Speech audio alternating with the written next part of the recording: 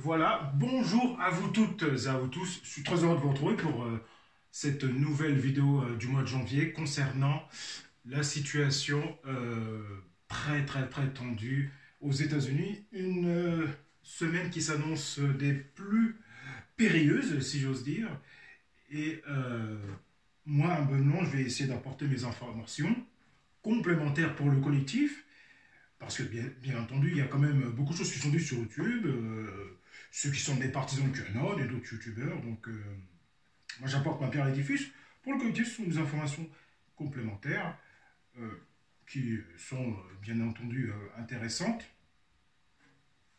Et comme vous le savez tous, plus de 300 000 réservistes de la garde nationale sont déployés dans tout le pays pour faire face à diverses crises, hein, comme notamment le Covid, et puis surtout ce qui risque de se passer possiblement hein, à Washington, voire dans d'autres capitales des États fédéraux des États-Unis, des États fédéraux.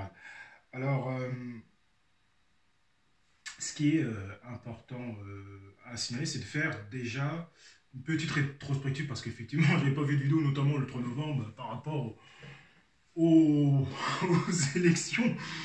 Et le 6 janvier qui m'a assez surpris, ça m'a assez surpris ce qui s'est passé, parce que je ne pensais pas quand même que c'était un événement de grande ampleur quand même, assez marquant, et je pense que c'est peut-être pour plus préparer les esprits, parce que ce qui s'annonce, c'est non seulement l'investiture, le 20 janvier, et la destitution le même jour.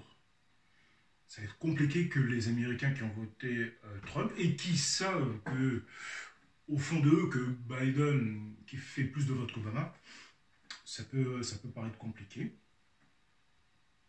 Donc on va vers un possible le chaos, hein, une véritable confrontation, voire une sécession, comme on voit dans le The Economist, avec le drapeau déchiré, avec une séquence qui tienne, donc avec Biden et les États-Unis en difficulté. Donc ça peut paraître plausible. Donc, alors effectivement, on a plein d'images sur Twitter qui montrent qu'effectivement, Trump appelait au pacifisme, etc. De marcher vers le Capitole, certes, mais de manière pacifique. On sait, c'est à peu près comme en France avec les Black Blocs, aux États-Unis, on a les Antifa. Donc, c'est un peu la même chanson, entre guillemets. Donc, c'est pas surprenant. Donc, c'est voilà la petite subtilité qu'il fallait avoir. Mais bon, je veux dire. Quand on recherche les informations, il n'y a aucun problème de manière humble hein, pour le collectif. Alors, dans un premier temps, qu'est-ce que ça nous dit cette information majeure pour cette semaine hein, sur le matin.ch. La garde nationale américaine des réservistes très sollicitée. Pandémie, émeute, suite aux violences policières ou encore investiture de Joe Biden, les 335 000 soldats de cette branche de l'armée américaine, citoyens ordinaires, la majeure partie du temps, sont sur tous les fronts. Dans le civil, ils sont plombiers, banquiers, docteurs ou agriculteurs. Les réservistes de la garde nationale américaine se retrouvent en première ligne pour assurer la sécurité de l'investiture du nouveau président Joe Biden mercredi. Pas le droit d'arrêter les civils. Alors que les partisans les plus radicaux du président Trump refusent toujours de reconnaître sa défaite aux élections de novembre dernier, plus de 21 000 soldats de la garde nationale ont commencé à affluer à tout le pays. Ils mèneront des opérations de sécurité, de communication et de soutien logistique pour protéger la cérémonie selon le bureau de la garde nationale. Chose exceptionnelle, les réservistes seront armés. Ils ne seront autorisés qu'en dernier recours à procéder eux-mêmes à des interpellations selon le ministère de la Défense. Les militaires américains n'ont pas le droit de rechercher, de saisir ou d'arrêter des civils, selon le Post Comitatus Act, une loi ancienne destinée à l'origine à empêcher d'utiliser l'armée américaine contre les citoyens américains. Mais les réservistes se sont parfois vus autorisés à porter des armes, comme lors du mouvement historique de protestation contre le racisme et les violences policières provoquées par la mort de George Floyd, un afro-américain asphyxié par un policier blanc, le 25 mai à Minneapolis. Un déploiement qui prend du temps. L'absence de la garde nationale lors de l'assaut du Capitole par des manifestations pro-Trump le 6 janvier a été critiqué, mais ses responsables ont souligné que leur présence n'avait pas été requise à l'avance et que cette branche de l'armée américaine, forte de 335 000 soldats de réserve, n'a jamais été conçue comme une force de réaction rapide. Avant d'arriver sur le lieu d'une intervention, les réservistes doivent en effet quitter leur lieu de travail, rentrer chez eux pour occuper leur uniforme et faire leurs valises et se rendre à l'armurerie de leur état qui est parfois à plusieurs heures de route de leur domicile pour s'équiper.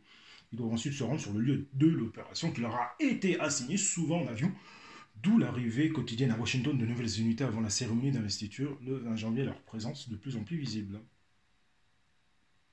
Mobilisés face à la pandémie, pour terminer, plus de 2000 réservistes sont aussi déployés dans certains États où les partisans de Donald Trump pourraient manifester violemment, notamment dans le Wisconsin ou en Pennsylvanie. Alors, partisans de Trump, c'est une façon de voir les choses. Ça, c'est, pour moi, c'est plus le peuple qui se révolte face à peut-être à certaines privations de droits. Parallèlement, plus de 21 000 soldats de la garde nationale continuent de participer à la lutte contre la pandémie de Covid-19. Des infirmières et médecins réservistes renforcent les services d'urgence débordés et d'autres contribuent à la campagne de vaccination.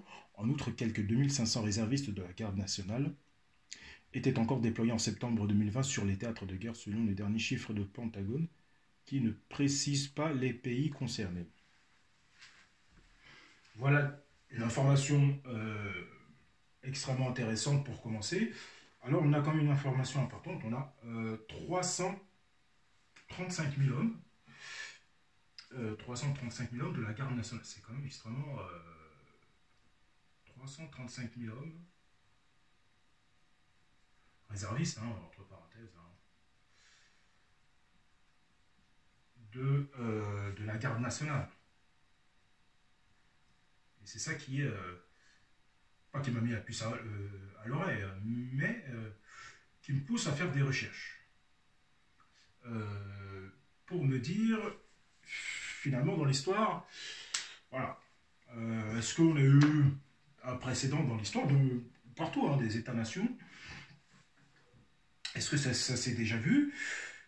Oui, effectivement, je tape sur Google, pour se des recherches sur le déploiement de la garde nationale, je tape sur la barre de recherche Google, bien sûr. Garde nationale, 300 000. Je me retrouve propulsé dans le passé avec un événement historique marquant le début de la guerre civile en France, comme nous l'explique Redot.net. C'est quand même important.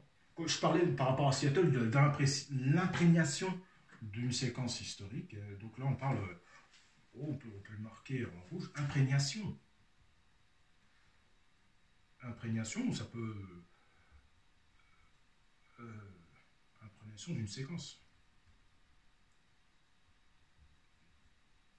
D'une séquence historique. Je suis toujours prévu, bien sûr. Historique. Alors, on va mettre point d'interrogation, c'est ça l'humilité.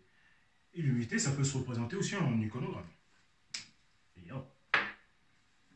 L'unité, c'est de se dire, je ne sais pas HIS, je ne sais pas si on voit bien. Voilà, alors qu'est-ce que nous dit Hérodote.net sur ce qui s'est passé avec les Vendéens, parce qu'il y a quand même une transposition à faire historique quand même assez logique.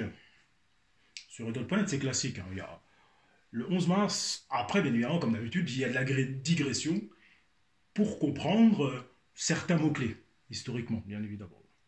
Qu'est-ce que ça veut dire? Le 11 mars 1793. Puis alors, ça fait référence aussi à la Révolution américaine. C'est ça qui est extrêmement intéressant.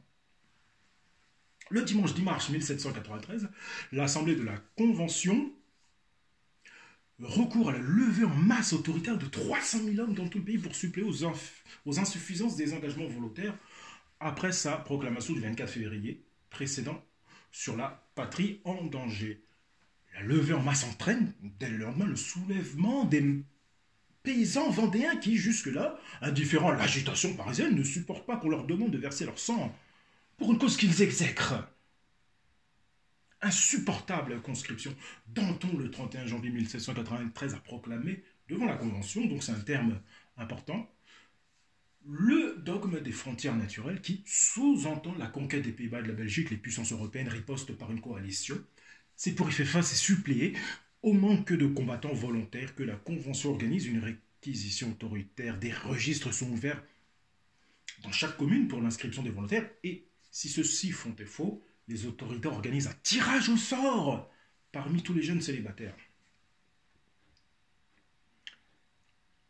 Le nombre total d'appelés, 300 000, n'est pas très important au regard de la population totale, 28 millions d'habitants, mais le principe de la réquisition autoritaire révulse les paysans de tout le pays. Les refus de tirer au sort s'étendent des Flandres, aux Pyrénées, de la Bourgogne à l'Orléanais et à la Vendée, dans le Massif central. Des hommes entiers échappent à l'autorité révolutionnaire.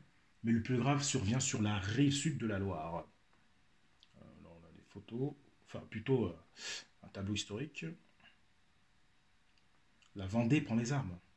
Dans le bocage du Bois-Poitou, département de la Vendée, les paysans pratiquent leur religion avec piété et sérieux, comme le leur ont appris leurs disciples du père Louis-Marie Grignon de Montfort, décédé en 1716, qui ont revivifié les pratiques religieuses dans ces régions alors qu'elles régressaient dans le reste de la France.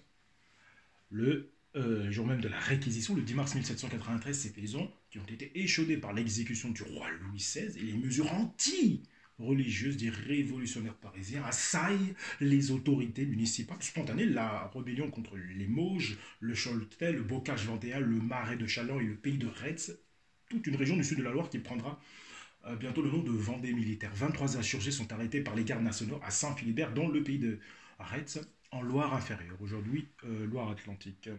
Le lendemain, la population se rassemble et décide de marcher sur Marchecoul, principale bourgade de l'endroit, où se tiennent la garde nationale et la commission de recrutement à l'entrée du bourg. La foule armée de fourches fait face aux gendarmes et aux gardes nationaux. Ceux-ci, bien qu'au nombre de plusieurs centaines, prennent peur et refluent dans les rues.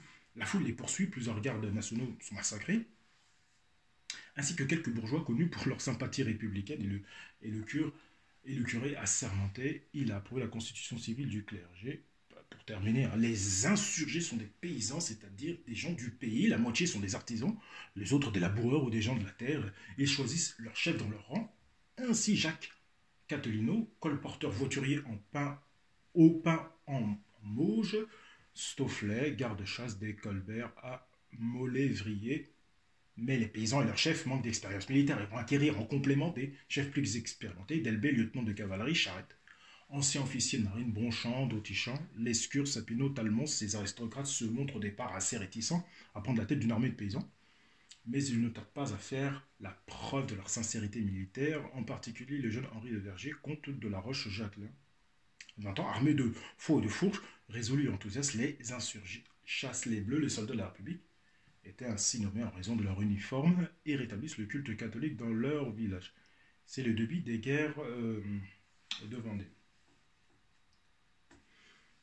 Alors,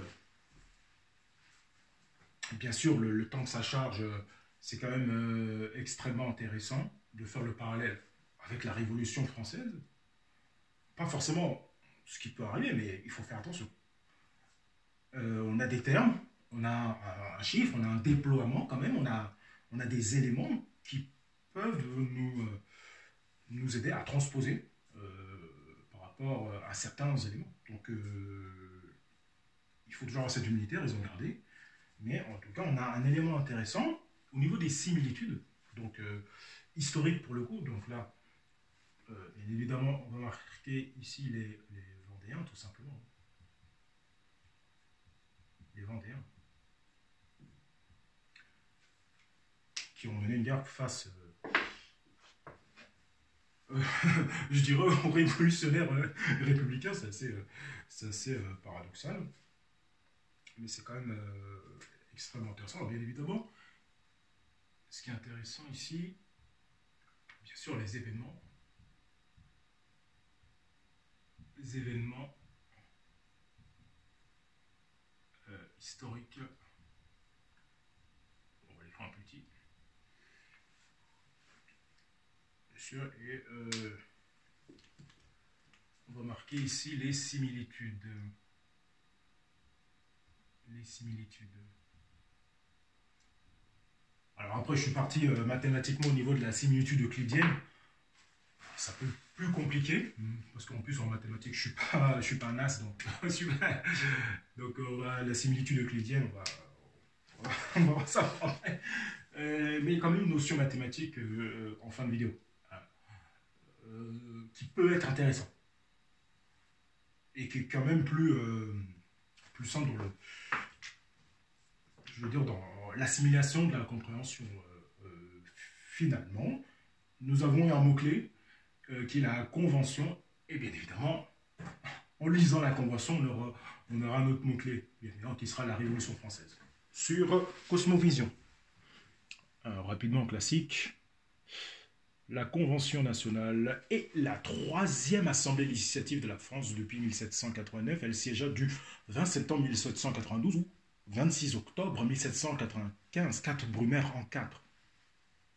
Le mot et l'idée de convention nationale datent du début même de la Révolution française, dès le mois d'août 1789.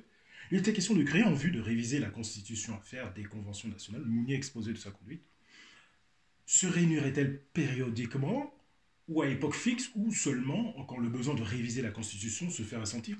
Quel serait leur pouvoir? Tel fut l'objet d'un célèbre débat qui eut lieu à la Constituante au mois d'août 1791. Constitution de 1791 n'admit pas ce mot de convention et le remplaça par celui d'assemblée de révision. Mais dans les discussions courantes, l'habitude subsista d'appeler Convention nationale une assemblée qui aurait tout pouvoir pour réviser. Quand donc la lutte entre la nation et la royauté fut à son paroxysme et que l'idée vint de convoquer une assemblée pour finir ce débat en révisant la Constitution, tout le monde donna d'avance à cette assemblée le nom de Convention nationale. Bon. Le 23 juillet 1792, les fédérés des 83 départements vinrent demander à la barre de l'Assemblée législative la suspension du roi et la convocation immédiate des assemblées primaires en vue d'élire une convention nationale pour prononcer sur certains articles prétendus constitutionnels. Alors bien évidemment, là aussi, encore une fois, c'est quand même extrêmement important comme notion de convention qui nous ramène directement à la Révolution française. Alors, il y a quand même deux termes à mettre au niveau des similitudes historiques par rapport à la Révolution française. Dans un premier temps, je vais lire l'article de Géo qui résume assez bien la séquence de la Révolution française, et puis je vais mettre les similitudes, et puis bien évidemment basculer rapidement vers la Révolution américaine, bien évidemment, parce que la chute de la monarchie française est liée notamment, pas que, notamment à la guerre qu'elle a menée aux États-Unis pour faire gagner l'indépendance aux Américains notamment. Donc l'article de Géo, et puis juste après, juste entre parenthèses, ce qui est intéressant là pour le coup, parce que ce qui est intéressant,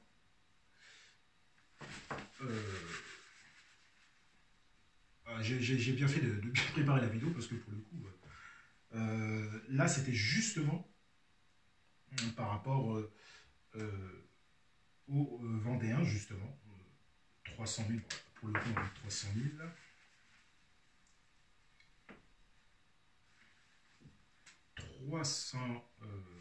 300 000 de la garde nationale, 300 000 soldats de la garde nationale. Et puis, bien sûr, on bascule tout de suite avec la similitude historique avec les 335 000 avec l'article que nous avons eu du temps.ch. 335 000 réservistes, là, pour le coup. Là, on est 335 000 réservistes de la garde nationale. De la garde nationale.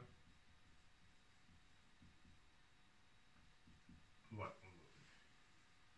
Ça, c'est vraiment extrêmement intéressant. Parce que là, du coup, on a une chronologie par rapport à l'histoire française, et d'un autre côté, une transposition historique par rapport à la situation que nous vivons actuellement. Donc, ici, effectivement, on parle d'événements historiques. On peut parler d'événements actuelle. Et on va faire simple, on va marquer passé.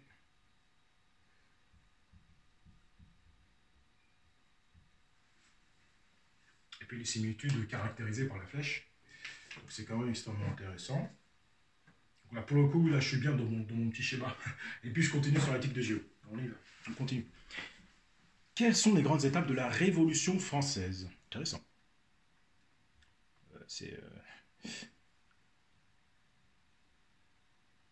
Pour le coup, là, la Révolution française est une date clé de l'histoire de France.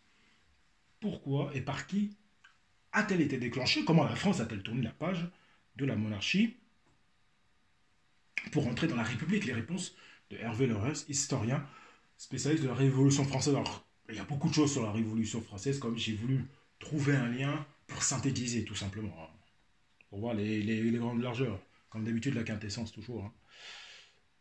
La Révolution couvre une période de 10 ans qui s'étend de l'ouverture des États généraux, le 5 mai 1789, au coup d'État du 18 Brumaire 9 novembre 1799 mené par Napoléon Bonaparte, une décennie qui a vu la chute de la monarchie française, l'entrée en République et a profondément et durablement bouleversé la société française. Quels événements ont déclenché la Révolution française? Les événements qui ont conduit à la Révolution française sont de nature diverse, à la fois sociale, économique, comme je parlais économique par rapport à la guerre menée avec les États-Unis, et politique. L'ancien régime est en crise, la dette publique atteint des sommets et la société d'ordre est de plus en plus critiquée malgré la décision de Louis XVI de doubler le nombre de députés du tiers-État fin 1788. Ces derniers demeurent minoritaires face à la noblesse et au clergé. La révolte gronde, l'entrée en révolution se fait au printemps et dans l'été 1789 avec la transformation des États généraux en Assemblée nationale le 17 juin et l'affirmation de la souveraineté nationale, explique Hervé Leherce. Avec le sermon du jeu de paume le 20 juin, la nouvelle Assemblée nationale s'engage à ne pas se séparer avant d'avoir rédigé la Constitution. Le 9 juillet, les députés se déclarent Assemblée nationale constituante et la prise de la Bastille le 14 juillet sauve la Révolution d'un coup de force alors que le roi menace de faire intervenir les troupes dans la capitale, détaille l'historien. Les grandes étapes de la Révolution française. Guerre civile, terreur, pays divisé, mais aussi abolition des privilèges. Tiens, c'est important pour ne pas perdre le fil finalement et de mettre ici le 4 août. Le 4 août. Le 4. Pour le coup, on va refaire tout ça. Le 4 août 1789, qui est une date importante, qui est l'abolition des privilèges et des droits féodaux. Abolition des privilèges et des droits féodaux.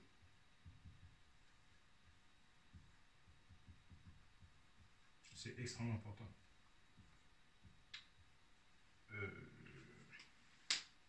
D'ailleurs, justement, il y avait un film de Les Visiteurs sur TF1 qui est passé il n'y a pas longtemps, sur la Révolution, qui est extrêmement intéressant en transposition à travers l'espace-temps. C'est quand même assez intéressant par rapport à la Révolution, comment ça s'est passé. Donc là aussi, bien sûr, on peut mettre des flèches en transposition, ce qui est intéressant. Alors, où est-ce que ça nous met avec ces choses-là? Je vais revenir juste après. Donc, je continue la lecture. Alors, mais aussi abolition des privilèges, première constitution écrite de France, la Révolution française est une période riche et complexe. Après la prise de la Bastille le 14 juillet, et la déclaration des droits de l'homme et du citoyen du 4 août 1789, l'unité fait long feu et la confusion règne. Les droits seigneuriaux sont abolis par les députés, mais Louis XVI s'oppose avec virulence à cette mesure. Après l'interruption de sa fuite à Varennes, le roi perd la confiance du peuple. La monarchie constitutionnelle est un échec. Le roi use de son droit de veto pour empêcher le travail de l'Assemblée. Dans le contexte de la guerre contre les armées prussiennes et autrichiennes, encore, ça en dépasse de l'argent, qui débute le 20 avril 1792, l'hostilité du peuple à l'encontre de Louis XVI grandit. Euh, une guerre avant 1789 et une autre là, ouais, c'est vrai que c'est compliqué quand même. Le 10 août, la foule des sans-culottes envahit le palais des Tuileries. Louis XVI et sa famille sont alors emprisonnés. Le pouvoir est alors détenu par la Convention nationale, l'Assemblée qui a été élue après l'insurrection du 10 août pour établir une nouvelle constitution.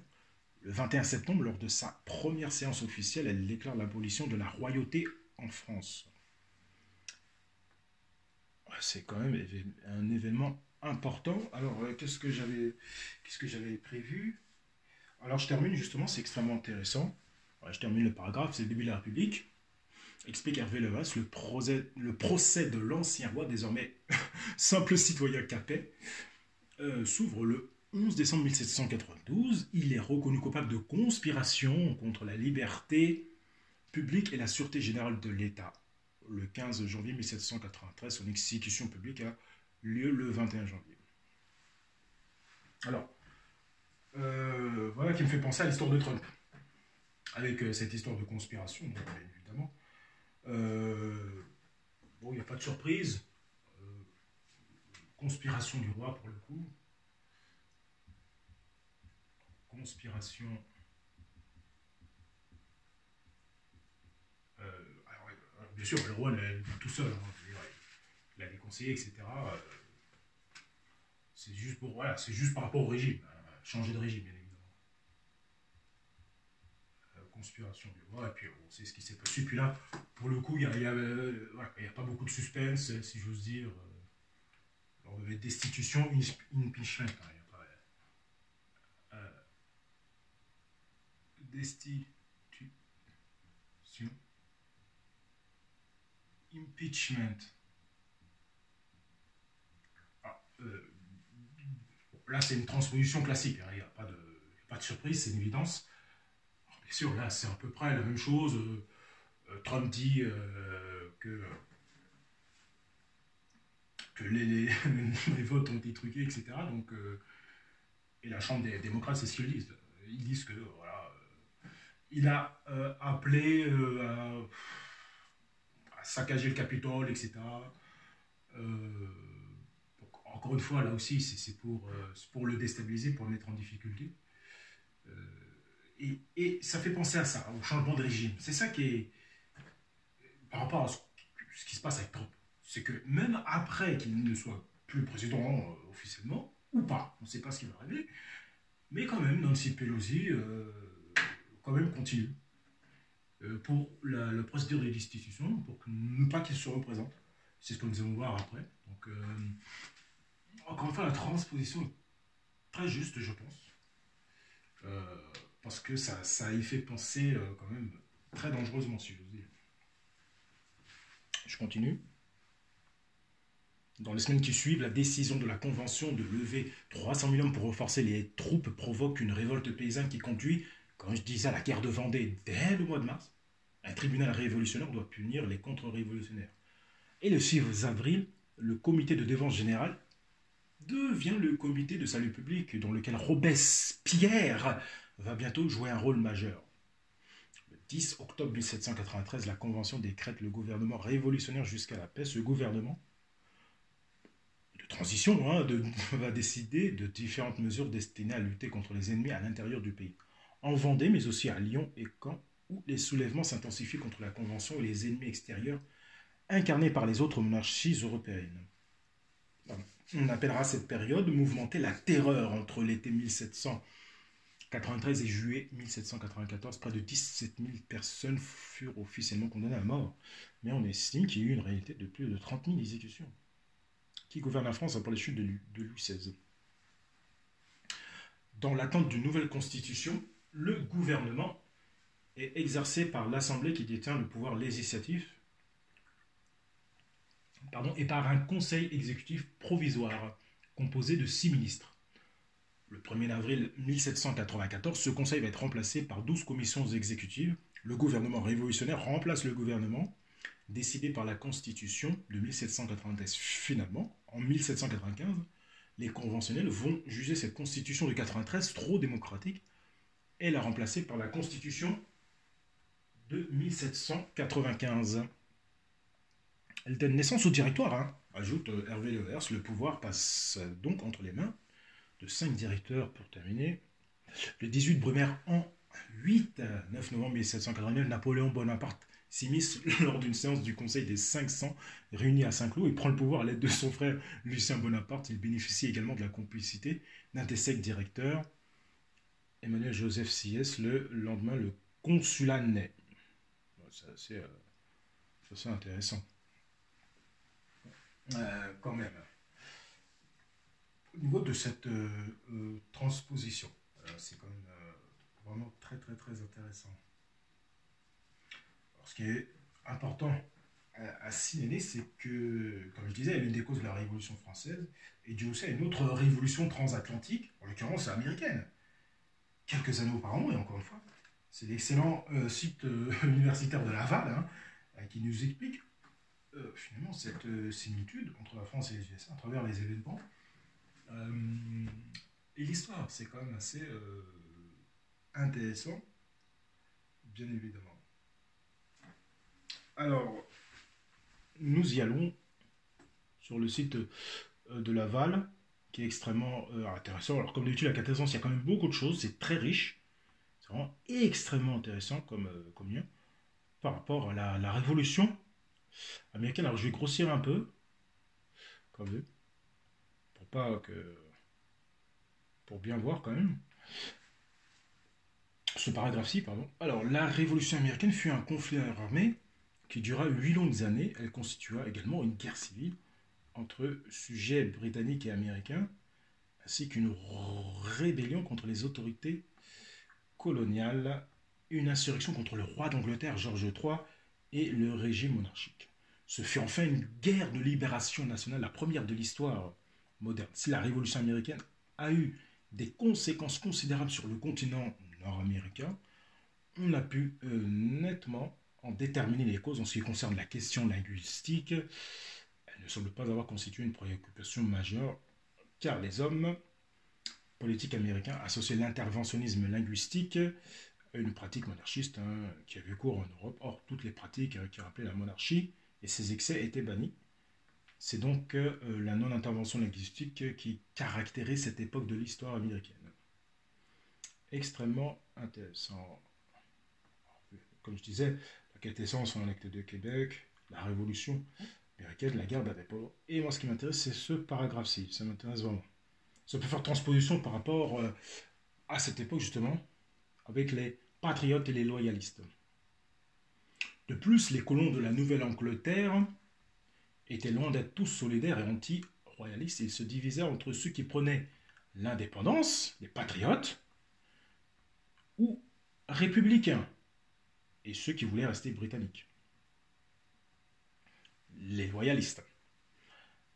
Plusieurs termes ont servi à désigner les antagonistes dans les colonies américaines.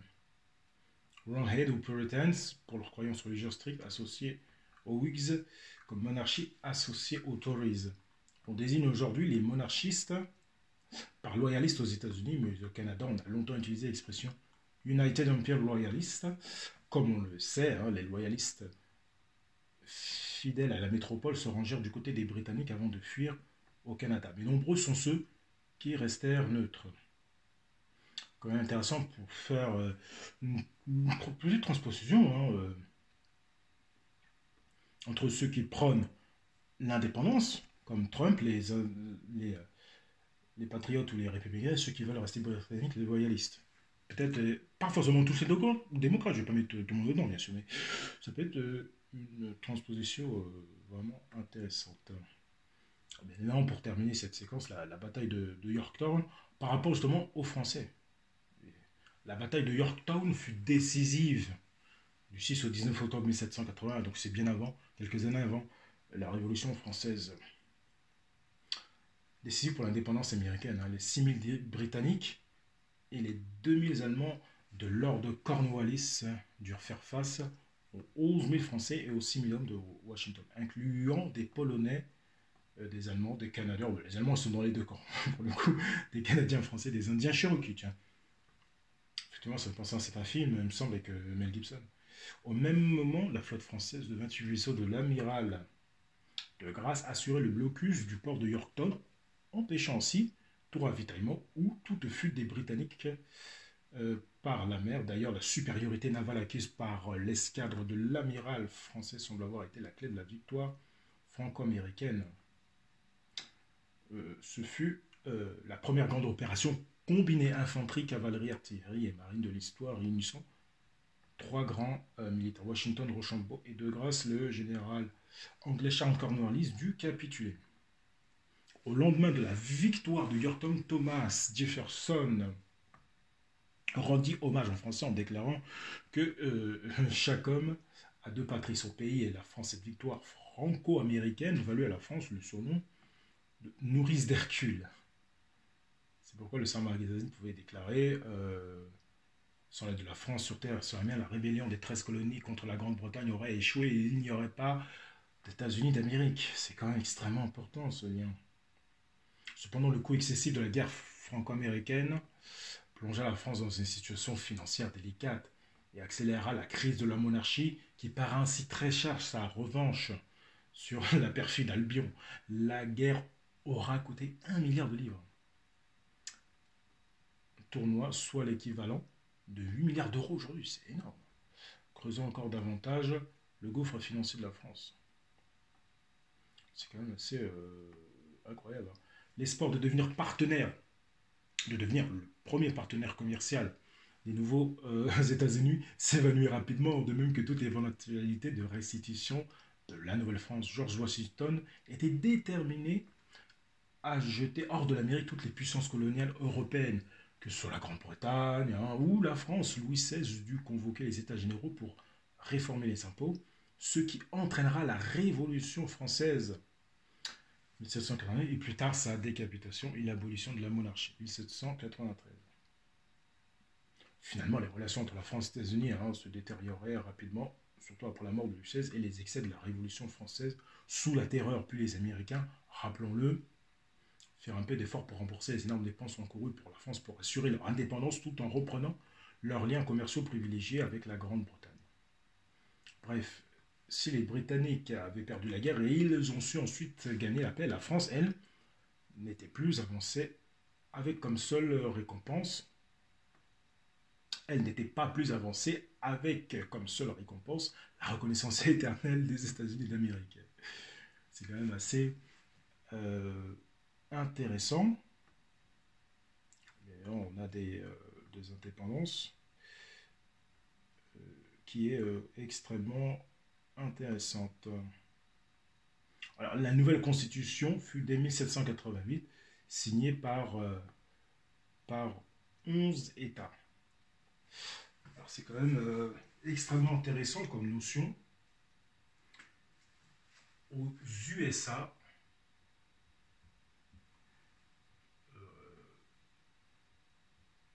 dès 1788, constitution signée par 11 États.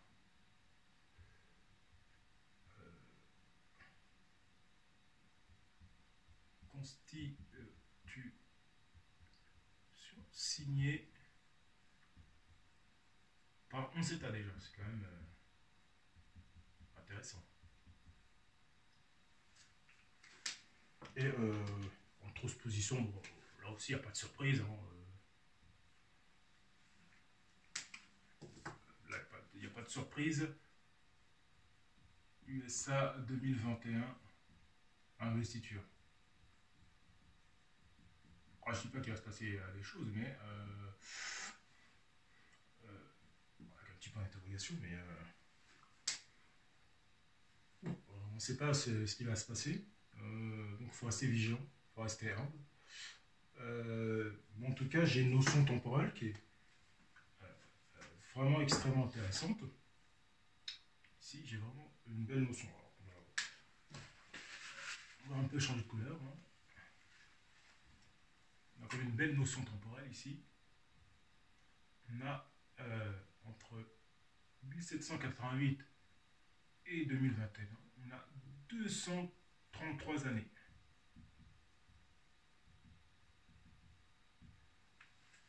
Et 233 années, bien sûr, vous connaissez sur la chaîne la numérologie, j'y me suis intéressé. Hein, comme tout le monde, j'ai parcouru les liens à travers les économies, ça m'a vraiment intéressé, ça m'a vraiment plu. Et pour le 233, on verra à la fin de la vidéo. Bien évidemment, pour casser tout suspense, si j'ose dire, c'est la 13e occurrence de la suite de Fibonacci. Et il ne faut pas occulter ce lien historique. Il ne faut pas occulter, pas du tout. Et ça fait partie, je pense, c'est vraiment, le chiffre 233, c'est vraiment extrêmement important. Je continue mon histoire sur la Révolution américaine, mais évidemment, là, il nous reste 2 cases, on verra après, mais bon, il y a aussi quasiment pas beaucoup de surprises. Je continue. Alors, rapidement, la nouvelle nation américaine se trouva rapidement dans une situation politique et économique difficile. Le gouvernement fédéral ne détenait alors qu'une faible autorité. La nécessité d'établir un gouvernement central s'imposa bientôt dans les esprits. Une convention constitutionnelle se réunit sous la présence de George Washington. Alors, juste ici, hein, le préambule de la Constitution, juste après la Constitution pour voir le deuxième amendement, très important comme notion. Préambule de la Constitution, nous, peuple des États-Unis, en vue de former une union plus parfaite, d'établir la justice, de faire régner la paix intérieure, de pourvoir à la défense commune, de développer le bien-être général et d'assurer les bienfaits de la liberté à nous-mêmes et à notre postérité, nous décrétons et établissons cette constitution pour les États-Unis d'Amérique. Voilà. Et ça me plaît beaucoup. Ça me plaît beaucoup, hein, ce passage-là de nos amis de Laval, extrêmement intéressant. Il convient de rappeler que le fameux peuple des États-Unis, oui, the people of the United States, dont il est question dans la Constitution américaine de 1787, ne comprenait ni les Indiens, ni les Noirs, ni les femmes, ni même les serviteurs blancs sous contrat en 1787. Cette Constitution apparut comme une œuvre de génie pensée par des hommes sages et remplis d'humanisme qui auraient édifié un cadre juridique élevé en hommage à la démocratie et à l'égalité. En fait, la nouvelle constitution a été rédigée par une petite élite coloniale, soit 55 hommes parmi les plus riches de la Nouvelle-Angleterre. 55 hommes, 55 hommes, hommes blancs finalement, riches de la Nouvelle-Angleterre. Justement, ça fait penser à ce que disait Joe Biden par transposition. Là, je ne l'ai pas mis, mais c'est intéressant par rapport à Joe Biden qui disait finalement, on mettra l'homme blanc un peu plus en retrait. Voilà, c'est peut-être par rapport à ça, finalement. Et ça a un écho historique aux États-Unis par rapport à ce que dit Joe Biden par rapport à l'homme blanc. Voilà. On a bien vu la ségrégation qu'il y a eu, la guerre civile aux États-Unis, avec la fameuse guerre de sécession. Et voilà, l'histoire se répète. Et par rapport aux droits civiques des Noirs, de ma communauté afro-américaine, et aussi des femmes aussi. Donc, il s'est passé quand même beaucoup de choses. Et c'est vraiment extrêmement important de ne pas l'oublier, hein, d'où vient ce pays. Et que, encore une fois, voilà, il y a plein d'Européens qui disaient, de chercheurs qui disaient, son petit bébé, les États-Unis, ils viennent d'arriver. Voilà, et c'est un peu. Voilà, les États-Unis, c'était en 1789, cette séquence. Effectivement, il y a eu une révolution américaine quelques années avant, mais c'est pas la même chose. Là, c'était pour mettre en place leur sol. Et là, ce sol peut-être être en difficulté avec certaines politiques du Joe Biden, peut-être. Notamment par rapport au second amendement. Donc, c'est quand même extrêmement important de comprendre cette nuance extrêmement importante. Et juste encore avec Laval pour clôturer cette belle séquence américaine, la Constitution des États-Unis d'Amérique. Bien évidemment, sur Laval, il y a tout, hein, il y a tout ce qu'il faut. Donc, il y a tous les préambules. Et puis, bien évidemment, les amendements ultérieurs, dont le deuxième, l'article 2, le second amendement, le fameux second amendement, une milice bien organisée étant nécessaire à la sécurité d'un État libre, le droit qu'a le peuple de détenir et de porter les armes ne sera pas transgressé. Quand on voit la politique de Biden, oui, c'est menacé, c'est menacé. Et je pense qu'il faut être un peu honnête là-dessus quand même. C'est quand même extrêmement important. faut avoir un peu d'honnêteté, un peu d'humilité, et effectivement, c'est quand même extrêmement important. Alors, il est important de comprendre le passé révolutionnaire de ces deux pays en transposition, pour mieux comprendre et analyser ce qui se passe en ce moment aux USA, avec début janvier, comme je disais, des événements graves au Capitole, qui ont conduit Trump justement à approuver la déclaration de l'état d'urgence à Washington. Et c'est ici Radio-Canada qui nous l'explique, qui est ce lien ici que vous voyez. Et oui, donc il se trame des choses. Nous, on va tenter humblement d'essayer de comprendre, de faire des transpositions, apporter des éléments pour le collectif, tout simplement. Alors, qu'est-ce que ça nous dit? C'est un article qui date du 12 janvier, c'est récent, 12 janvier 2021. Assez récent. Alors, qu'est-ce que ça nous dit? Le président américain sortant, Donald J. Trump, a approuvé la déclaration de l'état d'urgence jusqu'au 24 janvier à Washington, après l'annonce par la police fédérale américaine que des groupes armés prévoient y manifester à l'approche de l'investiture de Joe Biden. Un groupe armé identifié a dit qu'il comptait envoyer ses membres à Washington samedi et a promis un soulèvement en cas de tentative pour écarter Donald Trump du pouvoir, a écrit un journaliste de la chaîne ABC News sur Twitter citant une note du FBI.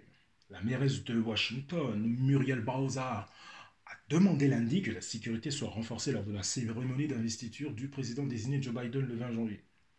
Les partisans de Donald Trump ont pris d'assaut le Capitole. Alors vous savez ce que j'en pensais, ce que j'en pense, avec les antifas, les black blocs, vous savez ce que j'en pense. C'est pas des partisans de Donald Trump.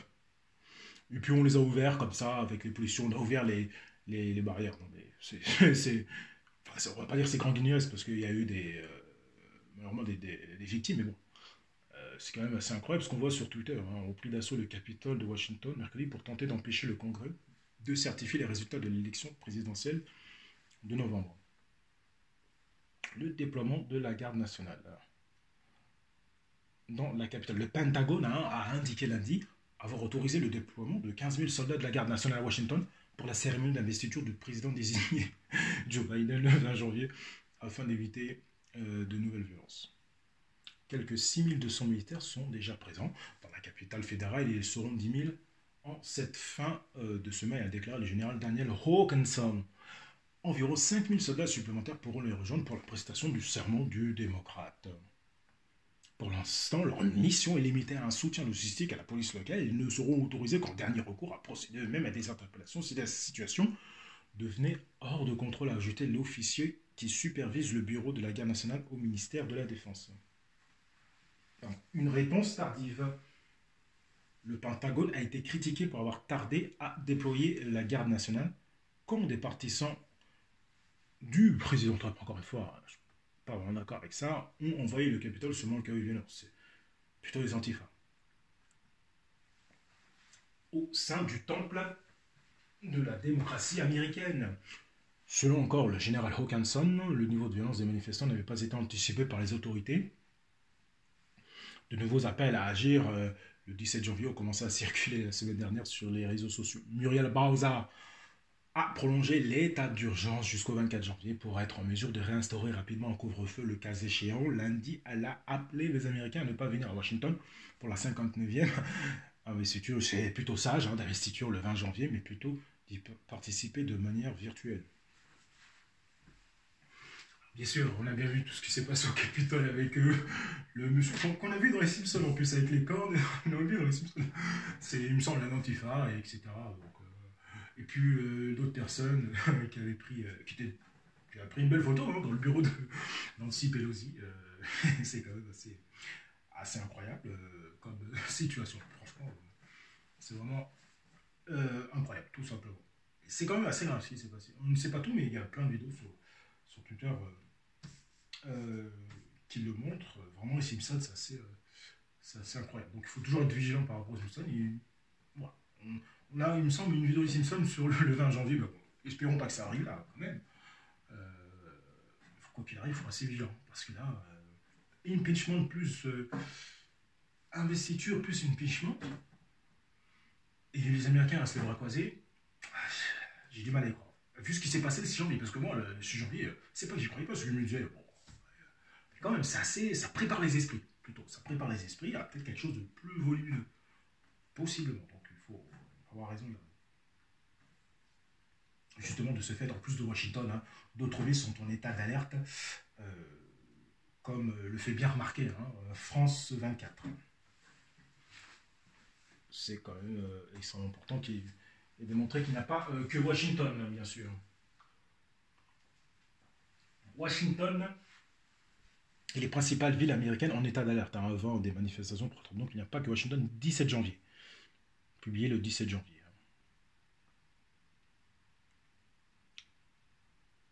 Washington et les capitales fédérales se barricadent dans l'attente d'éventuelles manifestations. Encore une fois, c'est pas pro-Trump, c'est le peuple finalement, susceptible de dégénérer avant l'investiture de Joe Biden mercredi. Des barrières autour des bâtiments publics et des renforts militaires sont déployés pour tenter d'éviter des violences similaires à celles du Capitole le 6 janvier. Alors, juste, j'interviens parce que voilà, on a l'impression que c'est toujours militant pro-Trump, c'est pour ça qu'il y a des liens mainstream, mais voilà, on met tout le monde dans la même marmite, encore une fois. Non, ceux du Capitole, voilà, on a eu des antifas, et ceux qui risquent de manifester, oui, il y aura des antifas, mais pas que. Il n'y aura pas que il y aura pas des pro-Trump, c'est des milices armées organisées, possiblement. Et c'est pas une question de pro-Trump, c'est pro-constitution, c'est pro-peuple, c'est des gens qui veulent protéger leur liberté. On a bien vu ce qui s'est passé par rapport à George Floyd face à une certaine violence policière où le peuple se transcende la question raciale pour s'unir face à la privation possible de liberté de ce que va mettre en place Joe Biden, possiblement. Donc, il faut avoir cette qualité des cerveaux et ne pas mettre tout le monde dans le même sac. Donc, c'est pour ça que les médias mainstream, je les mets, parce que voilà, j'ai pas eu trop de problèmes, mais c'est quand même important euh, d'avoir cet esprit critique, de ne pas mettre tout le monde dans le même sac, tout simplement. Barricades, clôtures, garde nationale. Et garde nationale, la tension est maximale aux États-Unis. Les rues de Washington sont bouclées depuis samedi 16 janvier. Les capitales des 50 États se préparent à des manifestations pro-Trump ce week-end en érigeant des barrières autour des bâtiments publics et en déployant des renforts militaires pour tenter d'éviter des violences similaires à celles du Capitole le 6 janvier. Le FBI a prévenu tous les services de police de se préparer à la présence de manifestants potentiellement armés convaincus par les accusations de fraude massive répétée sans preuve de Donald Trump depuis la victoire du démocrate Joe Biden à l'élection présidentielle du 4 novembre. Alors je reviens avant de continuer la lecture. Encore une fois, il y a cet élément-là, oui, mais il y a surtout la privation de liberté, notamment par rapport aux armes à feu et à la politique de Biden. Ce n'est pas ce qu'ils mettent.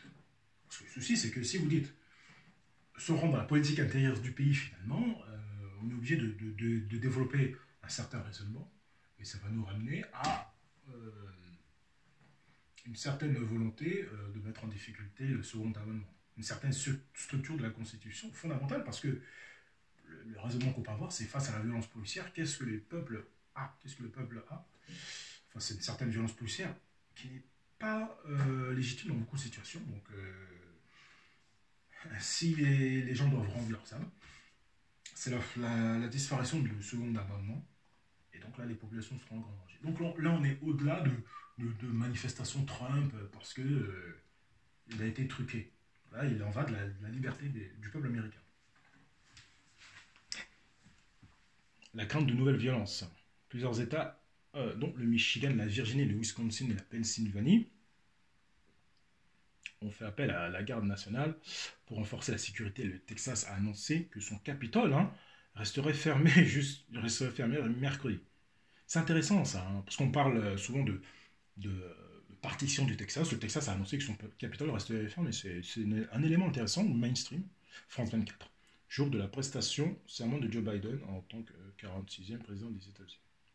Tension maximale avec les pro-Trump. Les médias mainstream les appellent les pro-Trump.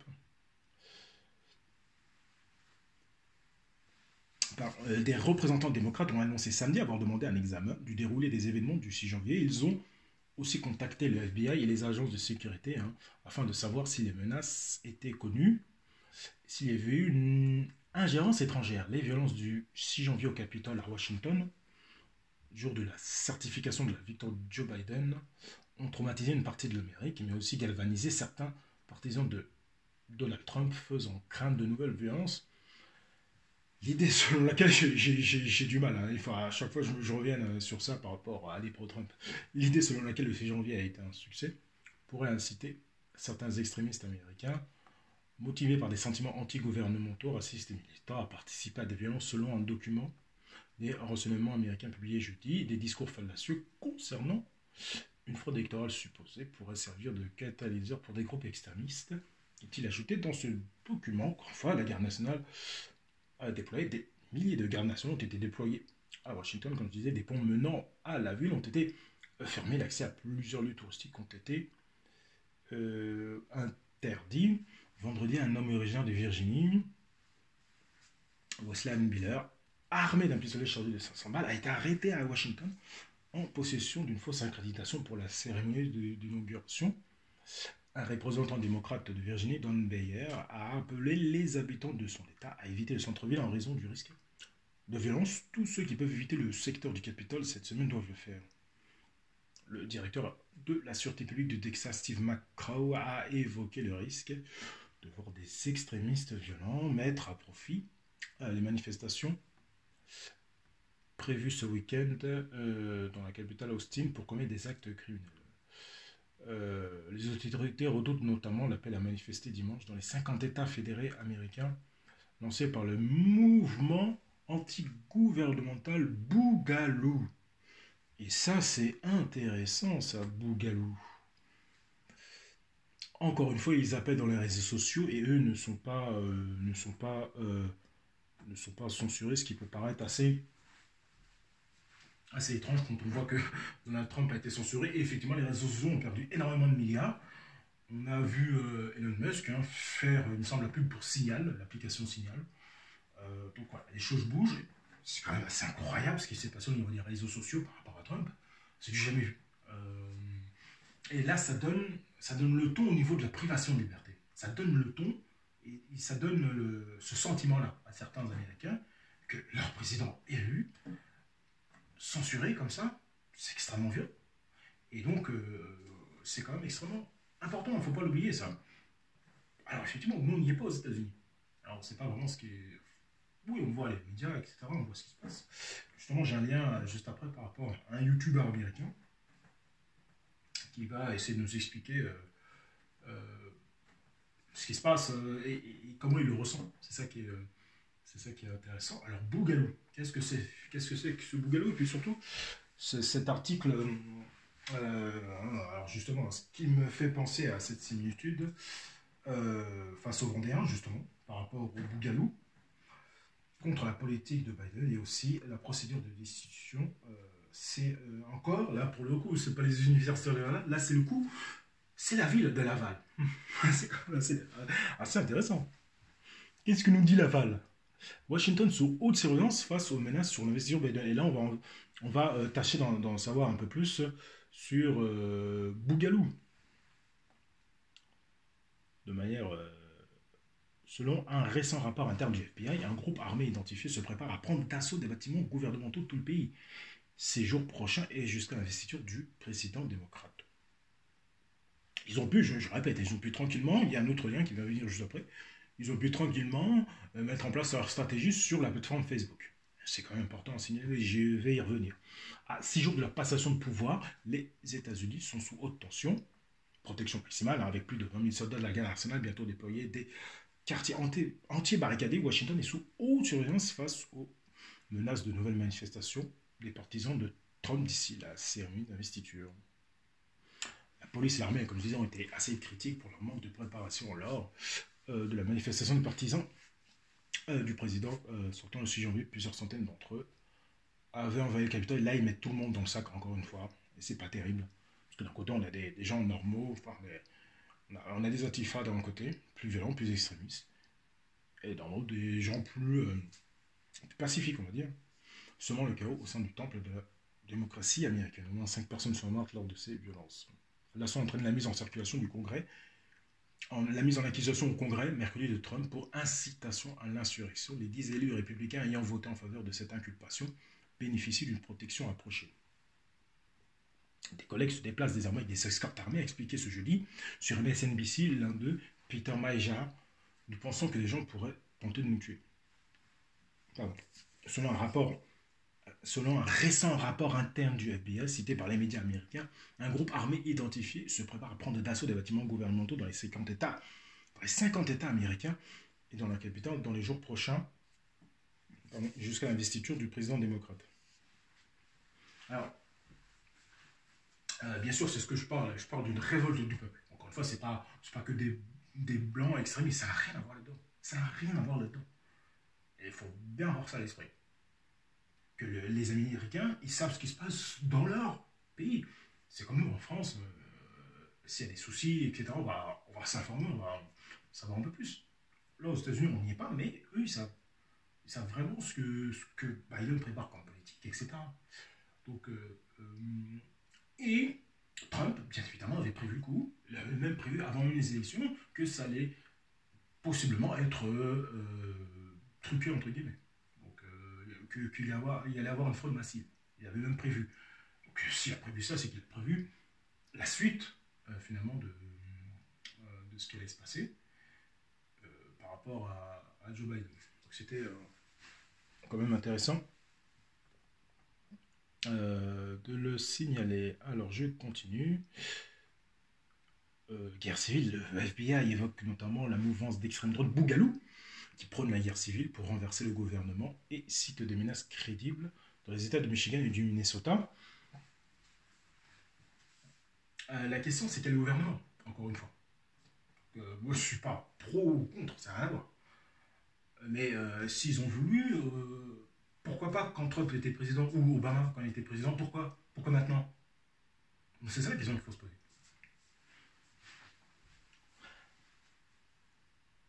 Dans le Michigan, des sympathisants du Bougalou ont été arrêtés en octobre pour avoir projeté d'enlever la gouverneure démocrate Gretchen Whitmer à Olympia, capitale de l'État de Washington dans le nord-ouest. 750 membres de la garde nationale ont été déployés pour protéger le siège du gouvernement local. En Floride, le tribunal de la capitale Tallahassee sera fermé le 19 et 20 janvier en raison de manifestations potentielles près du Capitole de cet État du sud-est selon les autorités locales. À Washington, la capitale fédérale, on peut s'attendre, comme je disais, à plus de 20 000 membres de la garde nationale, soit plus de militaires en Irak, qu'en Afghanistan combinés pour protéger la Syrie Boudi. Donc vous voyez bien que possiblement ça casse quelque chose, quand même. Il faut avoir cette humilité de dire et de chercher, de continuer, parce qu'on nous donne des éléments par rapport, il y a plus de soldats qu'on a. Est-ce que c'est vraiment uniquement pour protéger une cérémonie de quelques-uns et qu'après on rentre à la maison, tout va bien? Moi je sais pas, c'est possible. Mais on nous rajoute des éléments. Un lien mainstream nous rajoute comme ça des éléments en cadeau, si j'ose dire. Et donc ça nous invite à réfléchir pour dire une simple cérémonie avec 20 000 soldats. Non, bien sûr. Ils ont des informations que nous n'avons pas. Donc c'est pour ça qu'il faut avoir cette humilité et se dire il va peut-être, possiblement, avoir d'autres événements plus graves peut-être. Donc il faut vraiment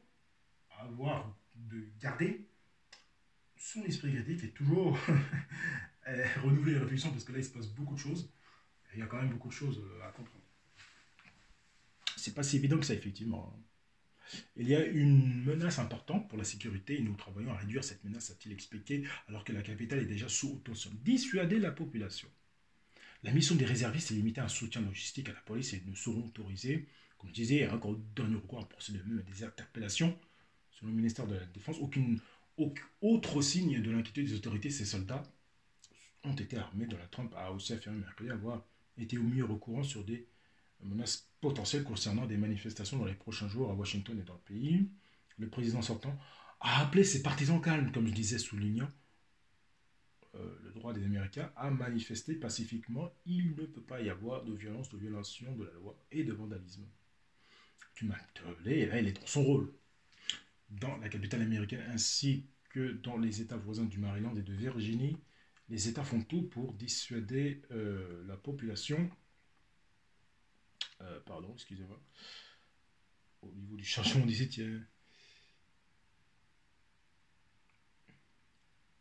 pour dissuader la population, la cérémonie d'investiture qui se déroulera dans les marches du Congrès. Oh, ça va être compliqué. Pour terminer, ces 4 paragraphes, les rues du centre-ville étaient ce jeudi quadrillées par la police et barrées par de hautes grilles, parfois surmontées de barbelés, comme autour du Congrès, et des blocs de béton. Le trafic automobile et transport en commun seront aussi affectés par les mesures de sécurité renforcées. Les autorités envisagent également de fermer au public, comme je disais, de fermer au public la grande pelouse du National Mall où des milliers, je crois que ou des milliers de visiteurs se pressent habituellement pour l'investiture. L'offre d'hébergement sera aussi limitée avec la fermeture probable de certains hôtels, a estimé mercredi la maire démocrate de Washington, Muriel Bowser. La plateforme de location des logements de particuliers Airbnb a pour sa part annoncé mercredi l'annulation et le blocage des réservations à Washington pendant la semaine, là on parle de semaine d'investiture. Donc, Laval, pour le coup, la municipalité de Laval, dans un article de Ouest France quand même, nous glisse des éléments intéressants. On parle d'une semaine d'interdiction de Airbnb. Donc on suppose qu'il peut se passer des choses durant la semaine, effectivement durant le week-end notamment. Donc c'est un élément à ne pas négliger. Alors finalement, qu'est-ce que c'est que ce mouvement Bougalou qui est déterminé? On va voir l'investiture et la distribution se dérouler. Une très très longue enquête de lundi.am est extrêmement complète, vraiment très très longue, et explique de manière détaillée l'histoire de ce mouvement et de son amplification à travers le réseau social Facebook. C'est quand même assez incroyable. Donc, évidemment, on peut transposer historiquement, bien évidemment, les Vendéens au Bougalou, bien sûr.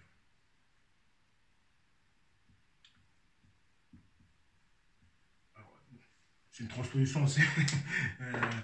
Voilà, pour que le cadre soit intéressant, mais c'est pas rien, mine de rien. C'est pas rien comme transposition. Ça peut y faire penser. C'est-à-dire ils prennent des armes parce qu'on est contre. La transposition est quand même assez fine quand même pour voir les similitudes, mais quand même, c'est des gens qui sont contre. Là, pour le coup, c'est le tirage au sort des jeunes, oui, on est contre. Et puis surtout, par rapport à une certaine valeur religieuse, etc. Donc il y a quand même des similitudes, non. C'est pas rien. Donc c'est quand même extrêmement intéressant. Et là, avec ce site-là, on va voir ce que c'est que Bougalou vraiment. C'est quand même très long, toujours la quintessence, hein. Il y a vraiment, vraiment beaucoup de choses. Alors là, je remonte en haut. Pour le coup, vous voyez, il y a trop de choses. C'est énorme. Donc, vraiment, voilà, je vous conseille de le lire tranquillement, hein. Honnêtement, humblement, il y a vraiment plein de choses extrêmement intéressantes. Puis, en grossissement, c'est magnifique. L'inquiétation, je ne vais pas lire beaucoup, hein. Sur Internet, un mouvement d'extrême droite, majoritairement blanc, donc c'est pas que tous des blancs, hein, s'est disputé publiquement sur les réseaux sociaux sur le risque que ses membres devraient prendre pour soutenir un homme noir tué par la police. Et là, on transcende les peuples et les communautés, c'est ce que je disais. Sur la page Facebook, Big Igloo Bois, pardon, qui comptait 30 637 followers, au moment de la rédaction du post, un administrateur a écrit à propos des protestations en cours. S'il n'y a jamais eu un temps pour que Bois soit solidaire de tous les hommes et femmes libres de ce pays, c'est maintenant. Ils ont ajouté, c'est pas une question de race. Pendant bien longtemps, nous avons laissé nous assassiner dans nos maisons et dans la rue. Nous devons être aux côtés des habitants de Minneapolis. Nous devons les soutenir dans cette protestation contre un système qui permet à la brutalité policière de ne jamais être contrôlée. Et c'est ça c'est ça le nerf de la guerre, c'est ça vraiment le fond du problème.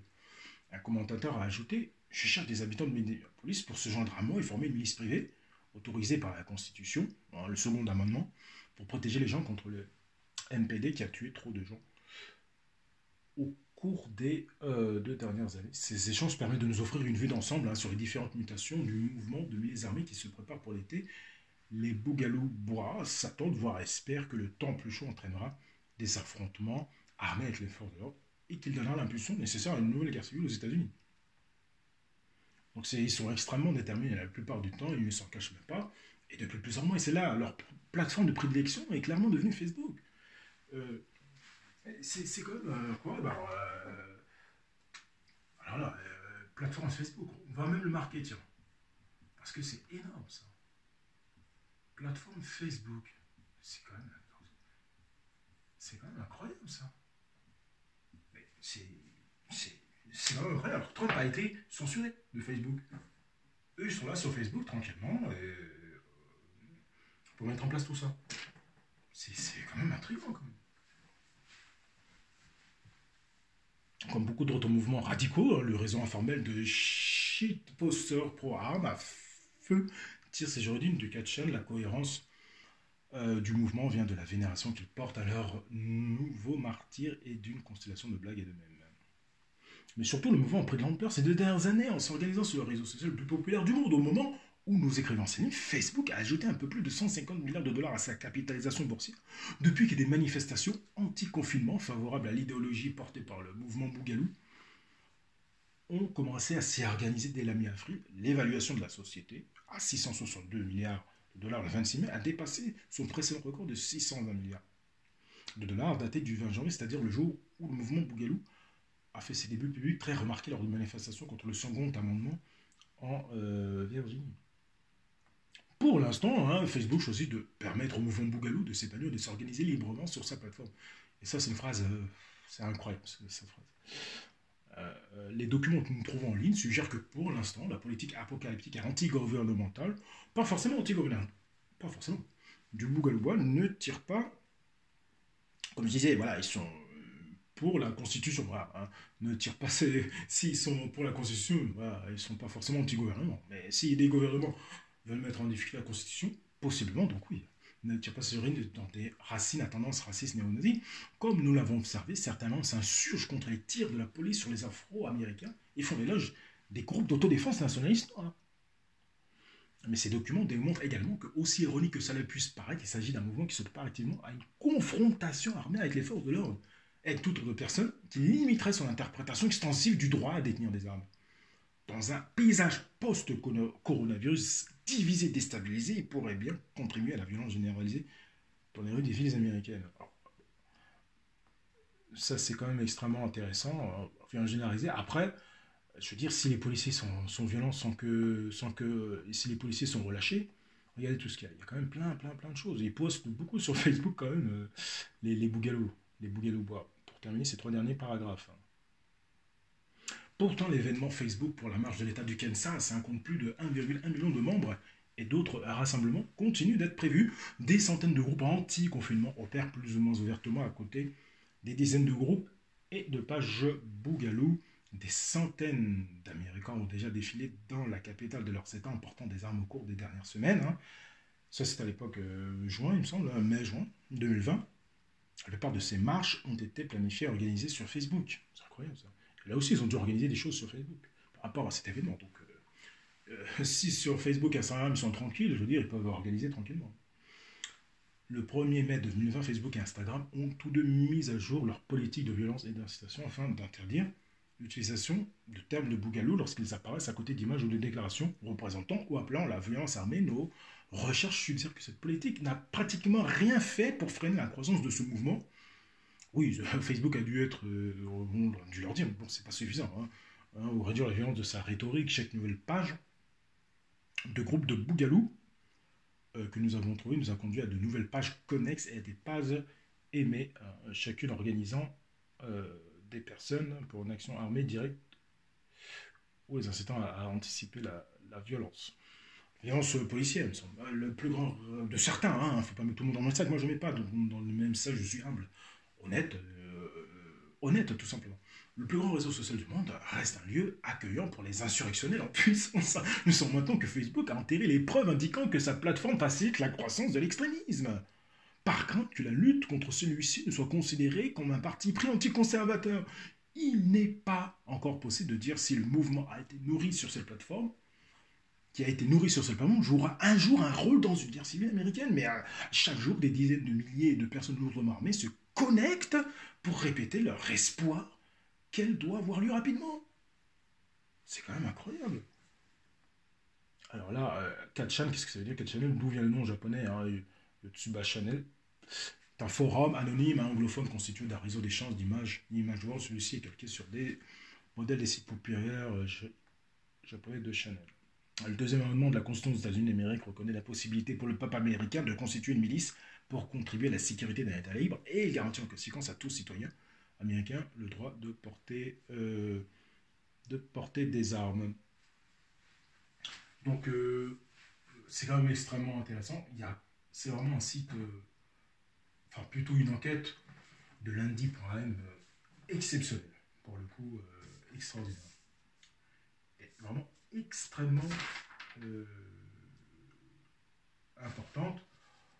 Bon, alors il n'y a plus beaucoup de suspense, hein, pour le coup. Il y a vraiment une notion d'abolition, hein, du second amendement. Là, on parle d'abolition des privilèges, hein, et des droits féodaux. Là, pour le coup, en transposition, je veux dire, c'est l'absolue évidence, effectivement, par rapport à la politique de Biden, qui veut restreindre, déjà supprimer les armes de guerre automatiques, et puis, c'est pas petit à petit, c'est vraiment, face à la NRA, la lobby des armes, petit à petit, faire disparaître ce second amendement, en réalité. Parce que c'est ça, ça tend à ça, en tout cas. C'est ce qu'on peut penser au niveau de sa politique. Notion d'abolition du second amendement. Donc, on va mettre ici Biden politique, entre parenthèses, notion d'abolition. On va mettre notion parce que c'est ça l'humilité. Je ne vais pas mettre abolition, voilà, notion d'abolition. Pour ne pas tomber dans la facilité. Ce sont des notions d'abolition du second amendement. Et là, c'est pas du tout la même chose. C'est pas du tout la même chose. Là, tout change. Et là, Trump, il est où, Trump? Non, là, c'est le peuple. Le second amendement, ça ne parle pas là, au peuple. Trump, je sais pas, il est où? Trump, il n'a rien à voir dans cette affaire. On parle de privation de liberté. On voit bien que le passeport vaccinal, c'est une vidéo que je vais faire après, pour quelque chose. Mais voilà, c'est ça. On est dans cette séquence historique partout dans le monde aussi. Donc, on est plus dans cette séquence historique. Il faut bien suivre l'histoire. Il ne faut pas se perdre dans des personnes qui sont avec Trump, des pro-Trump. Ça n'a rien à voir. Là, très clairement, on parle de privation de liberté et surtout de second amendement pour, déjà, par rapport aux certains criminels, déjà, et face à certains policiers très violents. Je veux dire, nous, on est en France, mais c'est pas du tout la même chose aux États-Unis. C'est pas du tout la même chose. Alors, justement, aux États-Unis, pour savoir comment ça se passe, parce qu'on n'y est pas. Effectivement, quand on voit cette brutalité policière, il est évident que si Biden a une envie profonde de beaucoup restreindre le port d'armes, eh bien, il devient vital que le peuple puisse se défendre. D'autant plus que les arguments politiques de Biden ne sont pas convaincants, comme nous montre cette partie de vidéo que je vais mettre d'un youtubeur américain, Collion Noir. C'est quand même extraordinaire. Qu'est-ce que nous dit ce Collion Noir, qui est un youtubeur extrêmement connu aux États-Unis?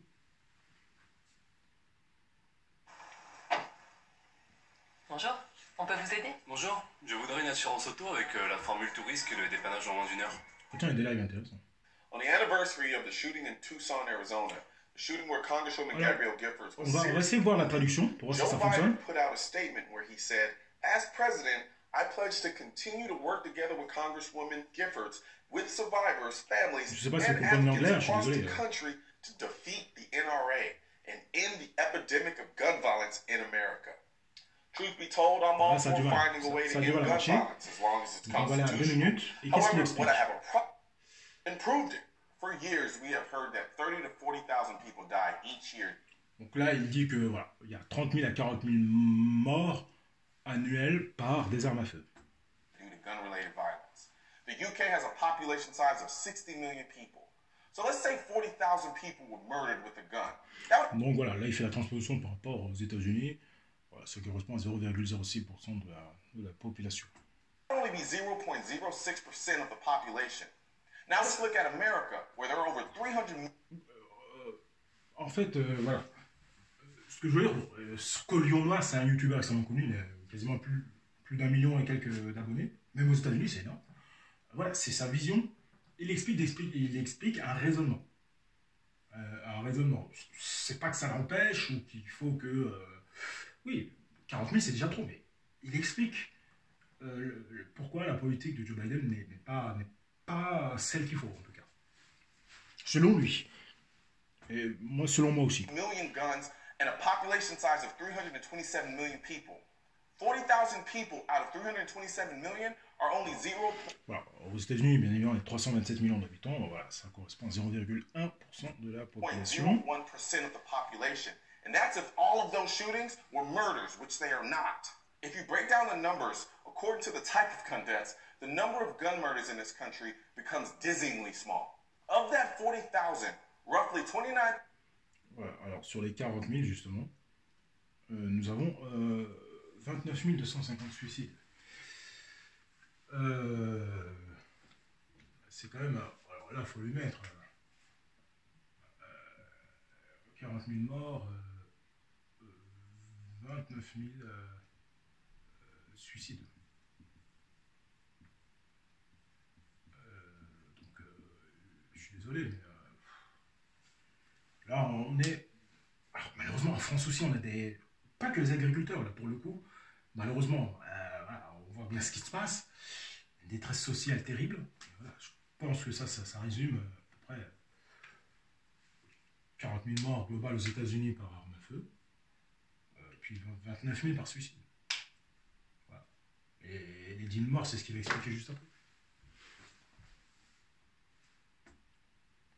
1,250 are suicides. 1,612 are law enforcement shootings in the line of duty. Voilà, ça c'est la loi, hein, plutôt les policiers. Et ça c'est bien évidemment de la négligence. 274. 274 are negligent discharge deaths. And 8,863 are actual murder. Voilà, ça ce sont malheureusement possiblement, enfin plus globalement, ce qui se passe entre les gangs notamment. Et malheureusement ceux qui ont des balles perdues aussi. Hein. By way of criminal activity, Criminal drug-related, activity, or mentally ill people. So as far as actual gun murders, alors justement, je parlais de TF1 qui a passé Le Visiteur de la Révolution, mais hier, ils ont passé un film. Et c'est assez étrange. C'est assez étrange que met TF1, les programmations de films de TF1, c'est assez étrange. C'est très étrange de mettre John Wick hier. Moi, ça m'inquiète encore plus. Voilà, je suis humble, mais ça m'inquiète encore plus. Par rapport au film John Wick, et voilà. Je sais que vous connaissez John Wick, il n'y a pas besoin de faire un dessin, donc vous voyez ce que je veux dire. it's not 40,000, it's 8,863 out of 327 million people. America does not have a gun violence problem. We have a Gun violence problem. Les États-Unis n'ont pas de problème de violence armes, c'est plutôt une détresse sociale, c'est ce qu'ils disent. suicide problem. Suicide and a socio-economic problem in our Social cities. économique. Yes, we have gun violence. Comme en France, malheureusement. Voilà, problèmes sociétaux graves, quoi, en fait. But compared to the multitude of things that are far more likely to kill us, why are we expecting Voilà, effectivement, aux États-Unis, c'est le diabète, le cancer, les accidents, les drogues surtout. Et voilà, et c'est assez concis. C'est pour ça que c'est un YouTuber extrêmement connu, parce que c'est concis, c'est précis, c'est bien travaillé, c'est détaillé, c'est argumenté, étayé. Donc, c'est quand même important. En France, on veut nous faire passer une loi vaccinale. C'est la même chose. Aux États-Unis, la notion d'abolition du second amendement, notion. Et voilà, c'est la même chose. nous et au passeport vaccinal, on veut. Il y a une détresse socio-économique. On a l'air de l'oublier et à la place, on veut mettre en place de la répression et puis le rétrécissement des libertés. Je termine, mais là, il a fait une très très belle démonstration. Destroying the Second Amendment when it's a fact that guns are used to kill less than 1% of the population. Voilà. Crazy thing is... Voilà, donc on peut le remercier, Colion Noir, qui est, voilà. Et justement, ce qui est intéressant, alors pour le coup, ça argumente, hein, ça ramène de l'eau à mon moulin toujours, comme d'habitude, on va traduire ça en français, sur le site de heritage.com, cet article démontre bien et argumente le fait que ce positionnement politique sous-tend possiblement des privations de liberté contrevenant au second amendement, bien sûr. Et voilà. 11 utilisations défensives des armes à feu qui révèlent l'ignorance de Biden-Harris sur le deuxième amendement, 16 novembre 2020. Heritage Foundation, mis sous erreur, fait là aujourd'hui. Courtney Bear, membre automne 2020 du programme Young Leaders de la fondation Heritage. Donc, qu'est-ce que ça nous dit? Les points à retenir, ces exemples d'utilisation d'armes défensives le mois dernier aident à démontrer à quel point l'équipe Biden-Harris rate la cible en ce qui concerne le deuxième amendement. Le droit de garder et de porter des armes devient souvent une question de vie ou de mort pour les Américains respectueux de la loi, contrairement à Joe Biden et Kamala Harris. Le reste d'entre nous ne dispose pas d'équipe de sécurité armée à temps plein. Gracieuseté de contribuables américains, bien évidemment. C'est quand même important. Alors que les votes sont toujours comptés à l'élection présidentielle, une chose est parfaitement claire, les enjeux n'ont jamais été aussi élevés pour le deuxième amendement. Ni le candidat Joe Biden, ni son colistier, la sénatrice Kamala Harris de Californie, pensent que le deuxième amendement protège un droit individuel de garder et de porter des armes. En d'autres termes, selon eux, le gouvernement peut restreindre la capacité des citoyens respectueux de la loi de posséder une arme à feu et pour n'importe quelle raison. C'est exactement ce que Harris a soutenu dans un mémoire d'amicus auquel elle a souscrit dans l'affaire fondamentale du deuxième amendement du District of Columbia. VLR. Le dépôt auprès de la Cour suprême a fait valoir que le deuxième amendement n'empêche pas le gouvernement d'interdire complètement la possession d'armes de points utilisables à l'intérieur de la maison. Il n'est donc guère surprenant qu'en tant que sénateur, Harris ait coparrainé de nombreux projets de loi qui priveraient les Américains respectueux de la loi des armes à feu semi-automatiques de propriété commune protégées par le deuxième amendement. Elle a également déclaré que les rachats obligatoires, la confiscation des armes à feu sous un autre nom, était une bonne idée. Oui, voilà, on parle de confiscation. Harris n'est pas seul. L'année dernière, Biden, et je pense que c'est pour ça qu'il a choisi Joe Biden, parce qu'il y a des atomes crochus par rapport à ça, parce que quand même, dans les débats, ils ont bien écharpé sur d'autres débats. Mais c'est le seul, celui-ci, qui compte. Pour la privation de liberté, pour l'état profond et autre chose. L'année dernière, Biden lui-même a déclaré à une audience de la mairie qu'il ne serait pas arrivé à la même conclusion que la majorité de la Cour suprême dans l'affaire Heller. Bien entendu, la Cour suprême a affirmé, conformément aux 150 premières années de recherche constitutionnelle sur la question, que le droit de garder et de porter des armes est un droit individuel fondamental. Non seulement ce droit est fondamental à notre schéma de liberté, ordonné au sens théorique, mais il permet de manière réelle et concrète à d'innombrables Américains de défendre leur vie, leur liberté, leurs biens lorsque le gouvernement ne le fait pas. Et oui, selon un rapport de 2013 du CDC, presque toutes les grandes études sur la question ont révélé que les Américains utilisent leurs armes à feu en légitime défense entre 100 et 3 millions de fois par an. Il y a de bonnes raisons de croire que la plupart de ces situations défensives d'armes à feu ne sont jamais signalées à la police, et encore moins font l'actualité locale ou nationale. Pour cette raison, The Daily Signal publie chaque mois un article mettant en évidence certaines des nombreuses actualités du mois précédent sur l'utilisation des armes défensives que vous avez peut-être manquées ou qui n'auraient peut-être pas été mises en vedette au niveau national en premier lieu. Alors là, en dessous, on a des exemples extrêmement intéressants. Alors, oui, justement,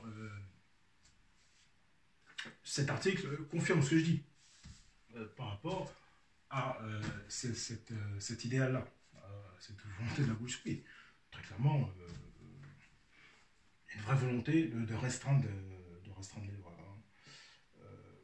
Pour terminer, avant de récapituler les informations et de passer à cette partie-là qui est vraiment intéressante, cette information de destitution. C'était le lien qui manquait. Ça aggrave les tensions avec la procédure de destitution de Trump. Donc, je vais lire juste la partie qui m'intéresse justement concernant la chute de Trump, rapidement.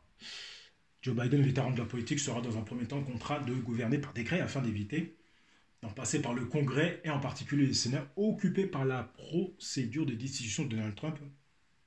Car bien évidemment, ils ne veulent pas qu'il se représente en 2024. Le procès pourrait s'ouvrir seulement en quelques heures après la prise de fonction de Biden. Donc, c'est ça la catastrophe. Alors, en fait, le même jour, le 20 janvier. Donc, le faire une pierre deux coups. Donc, c'est quand même assez dangereux. Ils veulent aller vite, en tout cas. Les démocrates accusent le milliardaire républicain d'avoir incité à l'insurrection de ses partisans contre le Capitole. Le 6 janvier, un assaut qui a fait 5 morts. Donald Trump a commis les crimes présidentiels le plus grave de l'histoire américaine, a jugé son détour Jamie Raskin, un des élus à l'origine de cette procédure dimanche. Le camp Trump voit en ce procès une attaque honteuse contre la Constitution et la démocratie américaine. Et oui, son équipe a indiqué dans un communiqué ne pas avoir encore choisi d'avocat pour le représenter. L'influent sénateur républicain Lindsey Graham, proche du précédent sortant, a exhorté les leaders démocrates du Sénat à rejeter cette procédure une fois arrivé au Sénat. Autrement, promet-il dans une lettre dimanche, nous retarderons indéfiniment, voire à jamais, la guérison de cette grande nation. Donc on est parti quand même pour une séquence assez musclée. On est parti quand même par une séquence assez musclée. Évidemment, pour terminer pour clôturer cette vidéo au niveau des similitudes, dont le nombre d'années séparant 1788 et 2021, en l'occurrence, de 233. 233 années entre 1788 et 2021, qui est très important. Comme je disais, c'est la 13e occurrence de la suite de Fibonacci. C'est quand même extrêmement important, mais avant de voir la suite de Fibonacci, bien évidemment, on va le marquer ici, la suite de Fibonacci. Bien sûr, les mathématiques, les nombres, c'est extrêmement important. On voit bien sûr, avec les dates, etc. Donc là, pour le coup, là, la suite de Fibonacci, très clairement, c'est lié aussi au nombre d'or. Et ça reste extrêmement fondamental. La suite de Fibonacci. Je ne suis pas très bon en maths, mais... et puis, bien sûr, ça parle aussi des travaux de Vinci, hein, bien sûr. J'avais parlé des travaux de Vinci par rapport à la suite de Fibonacci, nombre d'or, etc. C'est quand même extrêmement important. Et bien évidemment, ici... alors, juste ici, les occurrences, bien sûr. Et tout de suite, bien évidemment, le nombre 233, ce qui peut représenter au niveau des dates, etc. Sur Wikipédia, classique, hein, c'est quand même extrêmement intéressant. Pardon, le nombre 233, c'est un antinaturel. Alors, il y a quand même beaucoup de nombres. C'est un nombre premier régulier, un nombre premier long, un nombre premier cousin, un nombre premier sexy, un nombre premier de Shen, un nombre premier d'Eisenstein, un nombre premier de Sophie Germain. Il est le 13e terme de la suite de Fibonacci. C'est ça qui m'intéresse. Un nombre de Markov, un autonombre. Alors, les années historiques, moins 233. Ça peut donner des éléments intéressants. Le 15 juin, les événements de l'an, moins 233, il me semble. 233 avant JC, on est bien d'accord. Le 15 juin, début à Rome du consulat de Maximus Versus, temporisateur, et de Pomponius Mato, victoire de Fabius sur les Ligures. Il sera 5 fois consul entre 233 et 209. Aratos de Sion est battu à Pilakia, près de TG, par un des généraux. En Chine, suicide du légiste, accusé de trahison. Intéressant. Alors, justement, je repars et je reviens pour l'année 233. Après, qu'est-ce qui s'est passé? Sévère Alexandre fait la paix avec Ardashir Ier, probablement sur la base du statu quo. 25 septembre, Sévère Alexandre, de retour à Rome, célèbre son triomphe sur les Perses et reçoit le titre de Particus Maximus. Donc là, on parle de l'année, hein, tout le découlement de l'année. Il leur donne, pas que cette séquence de janvier, il leur donne la levée de troupes en vue d'une campagne contre les Germains sur le Rhin. Maximin commande la 4e légion d'Illyrie. Raid des Bavards en Afrique du Nord. Alors là, c'est quand même intéressant ça. C'est vraiment extrêmement intéressant pour le coup. Alors, bien sûr, ça c'est une transposition. Mais les événements semblent peut-être correspondre à cette époque, de 233 et moins de 233. Donc, c'est pas rien, mine de rien. D'ailleurs, la suite de Fibonacci est liée au nombre d'or, comme nous l'explique Podcast Science. Bien sûr. Alors, qu'est-ce que ça nous dit? La suite du Fibonacci doit son nom au mathématicien italien Leonardo Fibonacci, qui a vécu au XIIe et XIIIe siècle. Il est connu pour avoir introduit et popularisé en Europe et en Occident la numératation indo-arabe, qui a remplacé pour les calculs la notation romaine, peu pratique aux opérations arithmétiques. Mais il est aussi connu pour avoir mis en évidence une suite mathématique qui porte désormais son nom. Dans la suite de Fibonacci, il n'est pas nécessaire de mémoriser chacun des termes ou nombres de la suite, qui est d'ailleurs infini. Il suffit de se rappeler sa règle de construction. À l'exception des deux premiers, chaque terme de la suite est égal à la somme des deux termes qui le précèdent immédiatement. Dit autrement, il s'agit d'une suite de nombres dans laquelle tout nombre à partir du troisième était égal à la somme des deux précédents. Donc là, nous avons les occurrences, bien sûr, que j'ai déjà écrit ici. Alors, 1, évidemment, est égal à 1. 2 plus 1, 3, 3 plus 2, 5, etc. 8, 13, 21, 34, 55, 34, 55, les fameux 144 000, et oui, ou les 4400, etc., quand la série Seattle, bien sûr, 144 000, comment on peut l'oublier? C'est lié à ça, bien évidemment. Et la 13e occurrence, le 233, la 13e occurrence, bien sûr. C'est quand même extrêmement intéressant. La 13e occurrence, oui, le chiffre 13, c'est vraiment 13e occurrence. C'est quand même marquant, mine de rien. C'est quand même pareil. C'est quand même très important. Alors, oui, je vais faire un petit dessin dessus de Fibonacci, bien sûr.